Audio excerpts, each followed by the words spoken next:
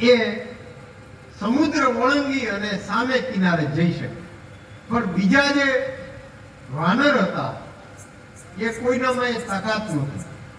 એટલે બધાએ કીધું કે ભાઈ અમે ન જઈ શકીએ, આવડી મોટી છલાંગ અમે મારી ન શકીએ, પણ અહીંયા અમારે જો ભગવાન કૃપા કરે તો આ સેતુ બાંધીએ, તો આ સેતુ ઉપર થઈને અમે જઈએ. પણ સેતુ બાંધતા પહેલા રામે વિચાર કર્યો કે આ સેતુ તો બાંધવો છે, પણ મારે મહાદેવની કૃપા જોઈએ છે. જો બંને પારસ્પરિક દેવ છે, રામ એ શિવની પૂજા કરે અને શિવ એ રામની પૂજા કરે. શિવને જ્યારે જ્યારે દેવની આરાધના કરવી હોય ને ત્યારે એ રામની આરાધના કરે, અને રામને જ્યારે આરાધના કરવી હોય ને પોતાના કાર્યને સફળ કરવા માટે ત્યારે શિવની આરાધના કરે. એટલે રામે શિવની આરાધના કરી અને એમ કહ્યું કે હે મહાદેવ, મારે મારી ધર્મપત્ની સીતાને રાવણની ચુંગાલમાંથી છોડાવવા માટે અમારે જવું છે, તો અહીંયા અમે જે બાંધીએ છીએ એ પુલ બની જાય. રામેશ્વર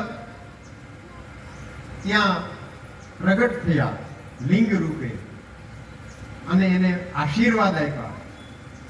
પણ આશીર્વાદ આપતા પહેલા એને બહુ સરસ રામને સમજાવ્યું કે તારે રાવણના સંહાર માટે અયોધ્યામાં જવાનું છે, લંકામાં જવાનું છે, પણ આ એક કાર્ય એવું છે પુલ બાંધવાનું કે એનું પહેલા તારે ખાતમુહૂર્ત કરવું પડે, અને ખાતમુહૂર્ત હંમેશા બ્રાહ્મણના મંત્રથી જ થાય. અને એવો બ્રાહ્મણ કે જેનું ખાતમુહૂર્ત કરી શકે એવો બ્રાહ્મણ આ જગતમાં એક પણ નથી. માત્ર અને માત્ર એક બ્રાહ્મણ છે, તો કે કોણ? લંકાપતિ રાવણ. જો એ આવે અહીં અને એ મંત્રોચ્ચાર કરે તો તું પુલ બાંધી શકે, નહીતર તારો પુલ બંધાશે નહીં. રાવણે એ વાતનો સ્વીકાર કર્યો. રામ એને સંદેશો મોકલ્યો રાવણને કે રાવણ, તમે બ્રહ્મદેવતા છો, રાવણ બ્રાહ્મણ હતો, એટલે તમારા હસ્તે આ અમારે પુલનું બાંધકામ કરવું છે. બ્રાહ્મણ છે, ના ન પાડી શકે,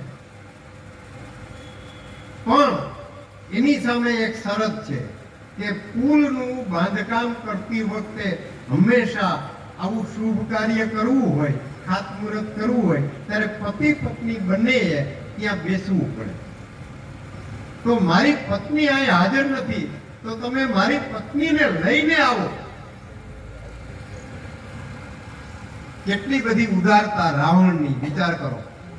એ સમજતો હતો. રાવણને ખબર હતી કે મુને મારવા માનુષી દેહધારી, આ રામ એ મનુષ્યનો અવતાર લઈ અને મને મારવા માટે આવ્યા છે. એ અહીં ન પહોંચે એવો વિચાર ન કર્યો. એ તુરત જ અશોક વાટિકામાં જાય છે, સીતાને સાથે લઈ જાય છે. ત્યાં રામ અને સીતા સજોડે બેસે અને પુલનું ખાતમુહૂર્ત થાય. અને એ જ પુલ ઉપર રાવણનું દુશ્મની લશ્કર, જેમાં વાનર અને રીંછ છે, એ બધા પુલ ઉપરથી જાય અને જઈ અને રાવણનો સંહાર કરે. છતાં પણ એને સ્વીકાર લીધું કે મારે રામના હાથે મરવું છે. નકર એની તાકાત કઈ થોડી નહોતી. એ સીતાજીનું અપહરણ કરી ગયા પછી એ સીતાજીને કોઈ પણ ભોગે બળજબરીથી પણ પોતાના રાણી બનાવી શકે, પણ નહીં. એને ક્યારેય પણ એવું વિચાર્યું પણ નહીં. અને એની સામે બીજું સીતા, એ એવા સતી હતા કે રાવણ એને સ્પર્શ કરે ને તો પણ રાવણ બળી જાય. એટલા માટે તો જ્યારે રાવણ એને મનાવવા જાય ને ત્યારે સીતાજી ધરતી ઉપરથી એક કણખલું લઈ આડું રાખીને પછી કણખલાની હારે વાત કરે. એને સીતાજીએ રાવણની સામે પોતાની નજર પણ નથી મિલાવી. એ તણખલાને ઉદ્દેશીને બધી વાત કરે કે તું રાવણ, તારી શક્તિ આ તણખલા સમાન છે. જ્યારે મારો પતિદેવ આવશે ને ત્યારે તારો અંતકાળ આવશે. એટલે કોઈ પણ જ્યારે ખાતમુહૂર્ત કરવું હોય ત્યારે એ ત્યાં સજોડે બેસીને ખાતમુહૂર્ત કરવું જોઈએ અને બ્રાહ્મણોના મુખથી ઉચ્ચારાયેલા એ મંત્રોચ્ચાર સાથે ખાતમુહૂર્ત કરવું જોઈએ. અહીંયા રામેશ્વરની સ્થાપના કરી રામ ભગવાને અને સીતાની સાથે. એ સીતા કદાચ રામાયણ તમે સાંભળી હોય તમને ખ્યાલ જ હશે. જે સીતા રાવણ ઉપાડી ગયો એ સીતા છાયા સીતા હતી, મૂળ સીતા નહોતા. કેમ કે એ મૂળ સીતાને તો સ્પર્શી શકે એમ નહોતો, તો બળીને ભસ્મ થઈ જાય. પણ છાયા સીતા જે પર્ણકુટીમાંથી બહાર આવ્યા અને એને ઉપાડી, એટલે જ ઉપાડી શક્યા, નહીતર એને સ્પર્શ કરી ન શકે. તો આમ રામેશ્વરની ત્યાં સ્થાપના થઈ અને એ હર હંમેશ માટે રામેશ્વર એ લિંગથી એ ઓળખાયા.